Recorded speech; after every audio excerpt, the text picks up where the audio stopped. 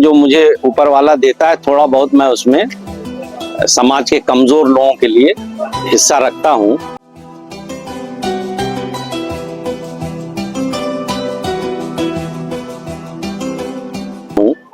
ईद का मौका था और इधर मैं लगभग 10 दिन से घर पे ही हूँ, तो बहुत लोग मुझसे मिलने आए ईद के मौके पे भी, और कुछ लोग अपना दुख दर्द लेके आए। किसी की बेटी की शादी है, किसी का इलाज है।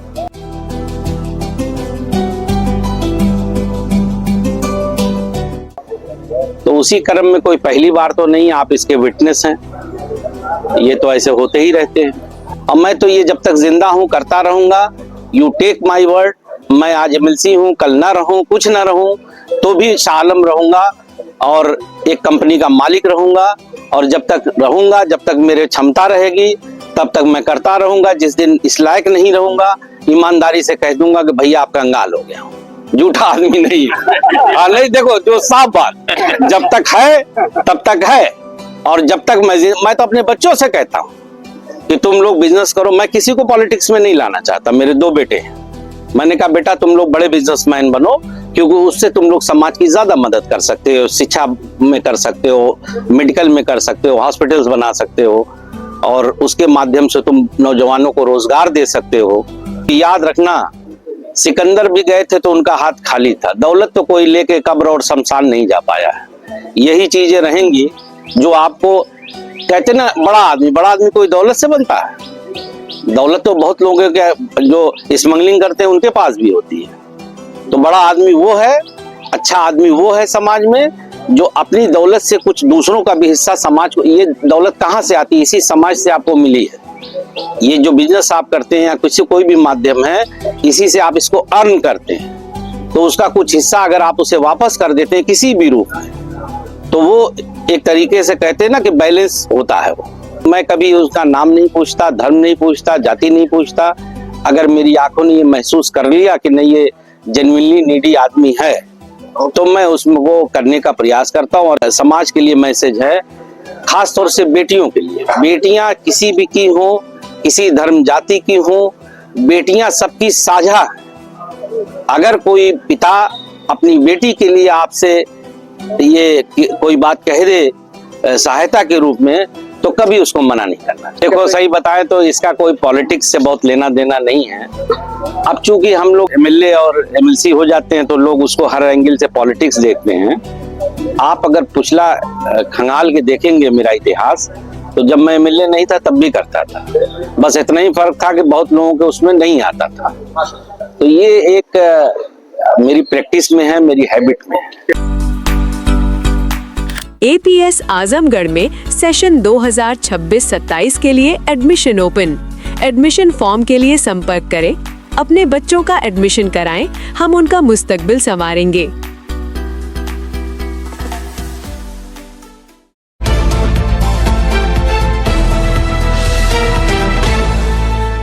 आप देख रहे हैं खबरों नजर चैनल। खबर यूपी के जिला आजमगढ़ शहर से है।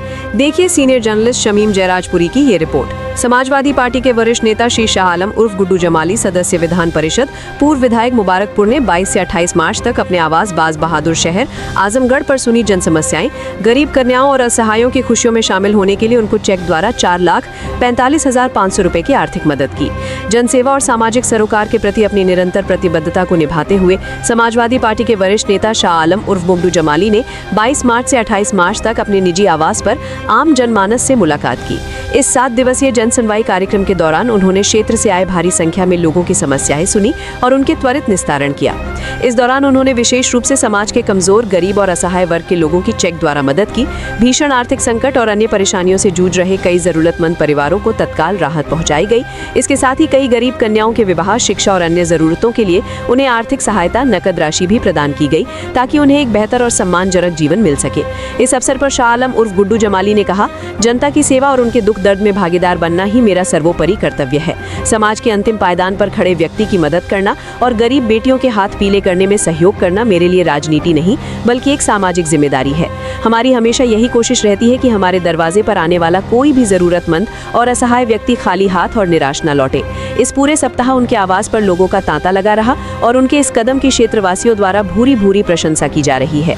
चेक पाने वाले के नाम निम्न है: सरिता जायसवाल मोहम्मदपुर 10,000, दीपक कुमार गौतम बरहतील 5,000, नगीना इब्राहिमपुर 10,000, सुजीनन निसा करमैनी 10,000, शहनाज मुन्ना 10,000 फ्रॉस्टोला, रामप्रसाद 10,000 धनहुआ, चंद्रबली सरोज 10,000 खानपुर, बलीजान 10,000 बम्हुर, संतोष यादव 10,000 गोंडेत पट्टी जियनपुर, उषा पत्नी रमेश राजभर 10,000 अमूड़ी, वहीदा 10,000 जलांधरी, रुखसाना 10,000 इसरौली मऊ, शहनशाह आजमगढ़ 10,000, राजेश कुमार शर्मा अमदही 10,000, मोतीलाल बेलहरा 10,000, नियाज अहमद पैकोली महेशपुर महाराजगंज 10,000, अब्दुल हकीम छिछोरी 10,000, नसीरपुर अहमद 10,000, मोनू 10,000 सठियाव, आसमा मंदे 10,000, इमामुद्दीन मुबारकपुर 10,000, सिताबीन 10,000 हाफिजपुर, कायनात वफादार लहबरिया 10,000, लुबना आलम कुरैशी 10,000, आजमगढ़ असद अली 10,000, गुलामीपुरा नूरुल 10,500, मुबारकपुर नफीस अहमद 10,000, मुबारकपुर इतियाक गुलामीपुरा 10,000, जरीना हुसैन चुटही 15,000, तशरीफुन निसा 10,000 गुलामीपुरा, बिगन दास 15,000 आजमगढ़, तबस्सुम 10,000 पहाड़पुर, आबू हुजैफा अमीलो 10,000, आरेब आजमगढ़ 15,000, अलीशा गाजीपुर 10,000, अंजू लता मौर्या 15,000, खुर्शीद शाहगढ़ 10,000, हकीमुद्दीन अंसारी 15,000, आजमगढ़ शहादत आजमगढ़ 15,000, मोहम्मद अनस आजमगढ़ 10,000, साहिबा 10,000। के काम अंजाम देते हैं, लोगों को चेक देते हैं, रुपए पैसों से मदद करते हैं। क्या मकसद होता है इन सबके पीछे? पैसे की मोह माया बड़ी खराब है। पैसा कोई अपने साथ जो है अपने आखिरी सफर में लेके नहीं जा पाया है, तो इसलिए पैसे से ज्यादा मोह नहीं रखना चाहिए। मेरा ये रहता है जो मुझे ऊपर वाला देता है थोड़ा बहुत मैं उसमें समाज के कमजोर लोगों के लिए हिस्सा रखता हूँ। उसी क्रम में चूंकि वसीम भाई आप सब लोग जानते हैं कि ईद का मौका था और इधर मैं लगभग 10 दिन से घर पे ही हूँ, तो बहुत लोग मुझसे मिलने आए ईद के मौके पे भी, और कुछ लोग अपना दुख दर्द लेके आए, किसी की बेटी की शादी है, किसी का इलाज है। तो उसी क्रम में कोई पहली बार तो नहीं, आप इसके विटनेस हैं, ये तो ऐसे होते ही रहते हैं। आज कितने लोगों को चेक दिया गया? अरे जब से हम आए हैं यार, हमको लगता है कि हम गिनते नहीं है तो अब्दुल्ला को मालूम होगा, लेकिन पहले भी हमने दिया 40-50 लोगों को सब मिला के हो जाएगा। अब इसमें कितने लोग हैं, मुझे लगता है टोटल 30-20 लोग तो होंगे ही। मुझे एग्जैक्ट नंबर नहीं मालूम है, अब्दुल्ला को मालूम होगा, लेकिन मुझे लगता है 30-40 लोग से टोटल कम नहीं होगा। यहाँ पे इंसानियत की बहुत बड़ी खिदमत कर रहे हैं, तो क्या कहना है इसको लेकर? आप अपनी जिंदगी का मकसद क्या है, इसको क्या कहना है? ये मकसद बस इतना ही है कि जब आखिरी सफर पे जाएं तो थोड़ा आसानी से जाएं, है ना। ऊपर वाले को हिसाब थोड़ा उसमें जरा नरमी रहे कि भाई ठीक है, नेक बंदा है ना। देखो सही बताएं तो इसका कोई पॉलिटिक्स से बहुत लेना देना नहीं है। अब चूंकि हम लोग एमपी वो एमएलए और एमएलसी हो जाते हैं तो लोग उसको हर एंगल से पॉलिटिक्स देखते हैं। आप अगर पिछला खंगाल के देखेंगे मेरा इतिहास, तो जब मैं एमएलए नहीं था तब भी करता था, बस इतना ही फर्क था कि बहुत लोगों के उसमें नहीं आता था। तो ये एक मेरी प्रैक्टिस में है, मेरी हैबिट में है। कितने सालों से? कितने सालों से मैं बताऊं, मेरी उम्र है आज लगभग 53 साल, और जब मैं 25-30 के आसपास पहुंचा और जब मेरे पास थोड़ा मुझे लगा कि कुछ खुशहाली आ रही है, मैंने भी बहुत स्ट्रगल किया, बड़ी गरीबी देखी है, इसलिए मैंने उसको मैं जानता हूं। हालांकि ऐसा नहीं, मेरा परिवार पहले से सक्षम था, ऐसा नहीं कि मुझे कोई कमी। मेरे पिताजी ने मुझे बहुत अच्छे से पाला, पढ़ाया लिखाया, लेकिन फिर भी एक जो नौजवान होता है और स्ट्रगल करता है अपनी लाइफ में, तो वो मैंने भी देखा है। और जब मुझे ये लगा कि नहीं, मैं कुछ उसमें से कंट्रीब्यूट कर सकता हूँ, समाज को भी वापस कर सकता हूँ, तो मैंने उसको शुरू कर दिया था। उस वक्त से ही कर दिया था, पूरा जिला जानता है।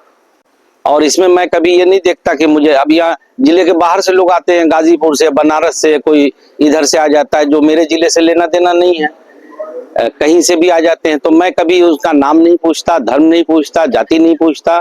अगर मेरी आंखों ने ये महसूस कर लिया कि नहीं ये जेन्युइनली नीडी आदमी है, तो मैं उसमें वो करने का प्रयास करता हूँ। और सिम भाई, मैं आपके माध्यम से एक बात और कहना चाहता हूँ, ये एक सामाजिक समाज के लिए मैसेज है, खास तौर से बेटियों के लिए। बेटियां किसी भी की हो, किसी धर्म जाति की हों, बेटियां सबकी साझा हैं। अगर कोई पिता अपनी बेटी के लिए आपसे ये कोई बात कह दे सहायता के रूप में, तो कभी उसको मना नहीं करना चाहिए। सर, लोग कहते हैं कि अच्छी चीजों को देखकर लोग प्रेरित होते हैं, इसीलिए कह रहा हूँ काम को करने की कोशिश करते हैं, लेकिन ये तस्वीर पूरे जिले में या पूर्वांचल में सिर्फ यहीं पे देखने को मिलती है। इस पर क्या कहना? ऐसा नहीं है, और लोग भी करते होंगे, मैं ये नहीं कहता कि I am the only one, और लोग भी करते होंगे, लेकिन इसको और बढ़ाने की जरूरत है। क्योंकि याद रखना, सिकंदर भी गए थे तो उनका हाथ खाली था, दौलत तो कोई लेके कब्र और शमशान नहीं जा पाया है। यही चीजें रहेंगी जो आपको कहते ना, बड़ा आदमी कोई दौलत से बनता है? दौलत तो बहुत लोगों के जो स्मगलिंग करते हैं उनके पास भी होती है। तो बड़ा आदमी वो है, अच्छा आदमी वो है समाज में जो अपनी दौलत से कुछ दूसरों का भी हिस्सा समाज को, ये दौलत कहाँ से आती है? इसी समाज से आपको मिली है। ये जो बिजनेस आप करते हैं या किसी कोई भी माध्यम है, इसी से आप इसको अर्न करते हैं, तो उसका कुछ हिस्सा अगर आप उसे वापस कर देते हैं किसी भी रूप में, तो वो एक तरीके से कहते हैं ना कि बैलेंस होता है वो। अब मैं तो ये जब तक जिंदा हूं करता रहूंगा। यू टेक माई वर्ड, मैं आज एमएलसी हूं, कल ना रहूं, कुछ ना रहूं, तो भी शाह आलम रहूंगा और एक कंपनी का मालिक रहूंगा। और जब तक रहूंगा, जब तक मेरे क्षमता रहेगी, तब तक मैं करता रहूंगा। जिस दिन इस लायक नहीं रहूंगा, ईमानदारी से कह दूंगा कि भैया आप कंगाल हो गया, झूठा आदमी नहीं है। हाँ, नहीं, देखो जो साफ बात, जब तक है तब तक है। और जब तक मैं तो अपने बच्चों से कहता हूं कि तुम लोग बिजनेस करो। मैं किसी को पॉलिटिक्स में नहीं लाना चाहता। मेरे 2 बेटे हैं, मैंने कहा बेटा तुम लोग बड़े बिजनेसमैन बनो, क्योंकि उससे तुम लोग समाज की ज्यादा मदद कर सकते हो, शिक्षा में कर सकते हो, मेडिकल में कर सकते हो, हॉस्पिटल्स बना सकते हो, और उसके माध्यम से तुम नौजवानों को रोजगार दे सकते हो। तो अब है पॉलिटिकल सवाल, अखिलेश यादव जी कल दादरी से शुरू करने का मानेंगे नहीं आप। तैयारी है इस शुरुआत से?